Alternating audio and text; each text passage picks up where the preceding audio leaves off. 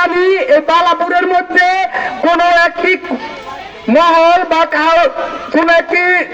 সংগঠন যারা এই হুজুরকে সম্মানী তা দিতে চান নাই, তাদের প্রতি আমি পুরস্কার জানাই। এবং আমি জানাই এই বালাপুরের মধ্যে যদি কোনো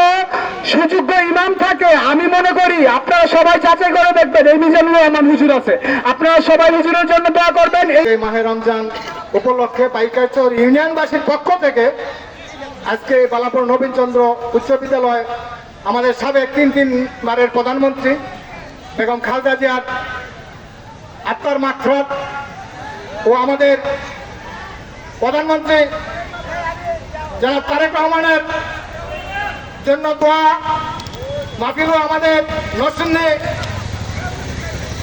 এমপি জনাব খায়রুল কবির খোকন ভাইয়ের জন্য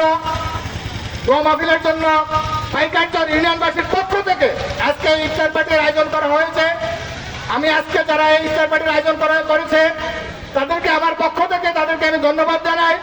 এবং আজকে যারা এই ইফতার পার্টিতে উপস্থিত হয়েছেন সবাইকে আমার আগামী ঈদের শুভেচ্ছা জানাই। আসলে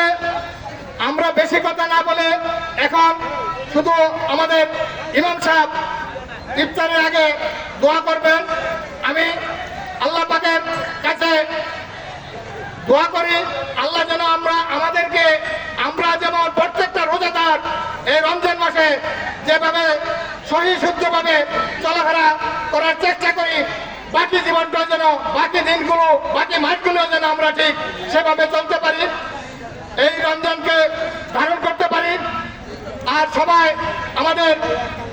সাবেক প্রধানমন্ত্রী বেগম খালেদা জিয়ার জন্য দোয়া করবেন, তারেক রহমানের জন্য দোয়া করবেন এবং আমাদের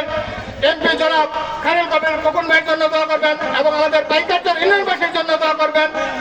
আলামিন মায়ের বংশ থেকে বাবার বংশ থেকে আয় আল্লাহ পবিত্র মাহে রমজানে 27তম রোজার দিন